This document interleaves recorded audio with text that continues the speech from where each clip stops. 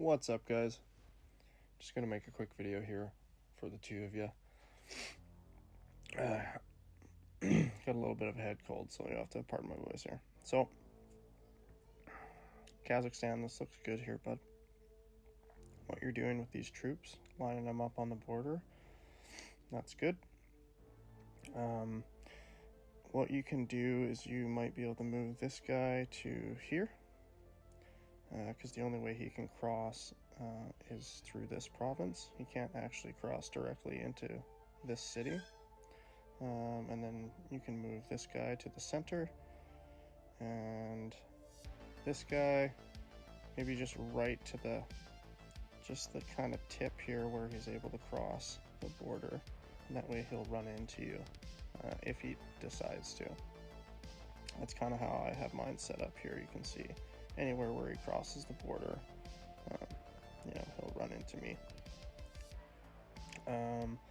So over here, Thailand, so you're going to want to do the same thing. I don't trust Vietnam for a second. I know you said that you've got a verbal agreement with them not to attack, but probably a good idea just to stack some troops and stuff there anyway. So far you're looking good. Your economic stats look good. Just keep building those arms industries, pardon me, and just keep fueling that war machine, man. Once we get going here, I'm talking to Namibia. We might be able to get him going. He looks like it looks like he's doing fairly well down here. He's pretty much taken all of South Africa, Mozambique. He's moving up into Zambia now. So he's got Madagascar here as well. So we might be able to get him on the team. Between us, there's not too much. This guy's a new player. Ethiopia. He's got an account, but he's a new player. Pardon me. And then Iran. I think Iran and Israel are probably going to be our biggest battles between Namibia and us. But you can see here, Israel just went around and he didn't actually take any of these cities. So what that means is, yeah, he's got a bunch of land in here, but he's not generating any new resources from any of these cities. And that's likely where troops are. So if he hasn't taken the cities, he hasn't killed the troops, which means he's not actually doing that well. Iran, on the other hand, is taking cities. As you can see, this is an occupied city here. This is another one. So he's doing all right. He's not a super experienced player, though. And he doesn't have a coalition, which is another mistake of his. You want to try and get a coalition if you're, if you got strong players surrounding you.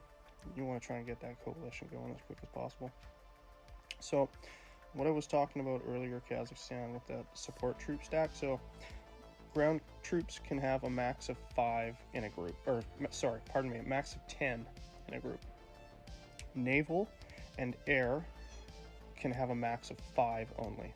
Okay, so any more than 5 naval or air, or any more than 10 ground troops, you'll start to see a drop in their efficiency, and you'll have like a little yellow down arrow that shows their drop in stats. Once that happens, you're going to want to split those troops up so that you're not losing your attack stats or your defense stats, just to keep them as strong as possible. And then another thing you can also do to save yourself is move just a step at a time. And what I mean by that is say this guy here, he's got 2 infantry, so I can split one of these infantry off, and I can see out to just to the border, so I'll just move him just to the border. Okay, so I can see that I'm not going to run into anybody. Once he gets to that, once he makes that small little distance, he'll stop, and then he'll have a new sight range, which he can look out and see if there's any troops in the distance. It's not very far, and it's slow. It's really slow going doing it that way, but it guarantees that you won't run into anybody. And then you can use your strike fighters to come in and pick off any units that are ahead of you, and then you can just clean up with your infantry. So what I generally do, I've landlocked myself with Afghanistan, so you don't start off with any ports, obviously. So what you can do is, if you're going to use a land country, so this would be good for you, Kazakhstan, is you can go in and look at your support troops. So you've already got your mobile anti-air, that's good. So next I might work on getting this guy. So I've got him researched already. And so if you were to do anti-air, SAMs, 1 radar, and rocket launchers, and then just have 1 infantry in that stack for taking land, they're slow until you get them kind of maxed out down here. But I mean, like, that's, you know, day 30 type stuff. But if you can get all those maxed out and you have that stack that I was telling you about, with the 1 infantry, the 2 anti-air, 3 SAMs, 4 rocket artillery, and 1 radar, and the radar reaches out a huge distance, so you'll be able to see anything that's coming at you, and then you can either just retreat and hit him from a distance, or, you know, you might be able to hit him enough times where by the time he gets to you, he's dead anyway. And that's a really effective and powerful way of taking land and winning this game. And then the other way that I found is, like, the most effective is obviously Navy.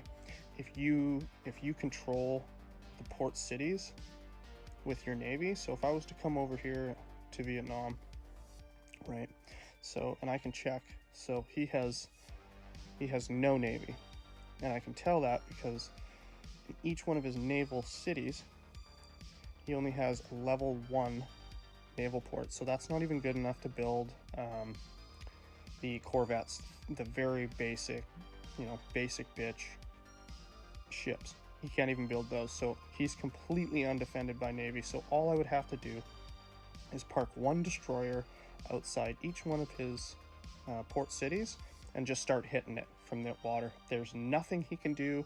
He is completely fucked, and then I can just come in with infantry after and just clean house. Same thing with islands. You know, island nations, super important that you get your Navy strong as fast as possible. Like, that's the only thing you should be focusing on if you're one of these island nations. Japan, you know, the Philippines, Indonesia, even Australia, New Zealand. You want to be pumping out that Navy. See, New Zealand, he's able to make, so he's got 1 level 3, so he's able to make destroyers. He's got a level 2, level 1, and a level 1. So he is able to make at least destroyers. He's probably made 1 or 2 by now. So what I've done was, the first chance I got, I came down here, and after taking out all Pakistan cities, I came down here and I annexed this city, which allows me to build production buildings. So I built a level 3, obviously, and I've already got 1 destroyer. Now, 1 destroyer is not going to win you the game, but it's certainly going to help if anybody decides to attack me from the ocean. At least have a little bit of defense there. So you can see my fighters are going in, and they're going to kill anything at Hyperbad long before I get there. So by the time they're done dealing with anything that's in this city, you know, I'll be coming in with infantry. You see this guy here? He's slowly making his way down. I've already killed everything in Mumbai, so I know there's nothing there. And you can kind of do the same thing with, you know, your Navy, as I mentioned before. The nice thing about strike fighters is there's nowhere to hide, provided they don't have anti-air. So that's another thing. So you can look. You only need level 1 army base to build anti-air. You need level 3, I believe, to build SAM, like missile anti-air. Missile anti-air is a lot more powerful, but they can only target planes. The anti-air that you've built isn't as powerful and doesn't have a whole lot of range. So if you click here, that red circle is basically where that anti-air will attack. So if a plane flies over and he's coming to bomb this city of yours, he will only attack once he gets within this range. SAMs are much larger, 2x, 3x that, and they'll hit, you know, they might hit a plane 2 or 3 times by the time it gets in their attacks and then tries to fly away. So keep that in mind. But that's definitely a good start. Solid start for sure. I wouldn't worry about upgrading these right away. Just kind of get your base units researched. You know, your level 1, right? And check the stats. You can hit the details here and you can check and see, okay, well, this does 9.5 damage to fixed wing and 2 to missiles, right? And you can come down here and you can actually see different stats depending on the terrain that you're in. Keep an eye on that because sometimes that will affect you quite a bit. These are decent if once people start getting nukes, you can start researching theater defense systems. They're super powerful against missiles. I believe they do a little bit against planes as well. Yeah, they do small damage to planes, but not great. They're more specifically for missiles, but like, you know, 2 or 3 of those, you know, your cities are kind of spread out, but 2 or 3 of those, you know, near each city will protect those cities against any nukes or anything like that might be flying around. Yeah, just keep on hammering. Thailand first. Yeah, you're gonna want to get your navy going as soon as you possibly can, and stack troops on your border with Vietnam. In Kazakhstan, just keep doing what you're doing, brother. I would take Mongolia first just because he doesn't have a coalition. China's also a new player, but he does have a coalition, so they might decide to strike you if they feel that they can. You're pretty landlocked from those guys, but you never know. Keep in mind that as soon as you attack China, anyone else in that coalition is going to be able to see your troops, what level they are, where they are, and all that stuff. So just kind of keep that in mind. That's why I think we should try and take Mongolia first. I'll deal with India, and then we can kind of just pinch China off super quick. And then after that, we're going to want to work on some defense against these guys until we're ready to attack. Japan doesn't look all that prepared either. I don't really see, you know, any naval bases here that he can get us with, so I think we're pretty safe there. Philippines is the same way. Indonesia, let's see what he's got. So he's got the ability to make corvettes.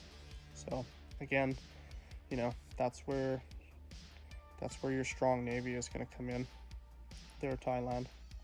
We're gonna need you. We're gonna need you to have that strong navy. But yeah, if you guys have any other questions, just shoot me a message in the game, and I'll try to answer them as best I can. Peace.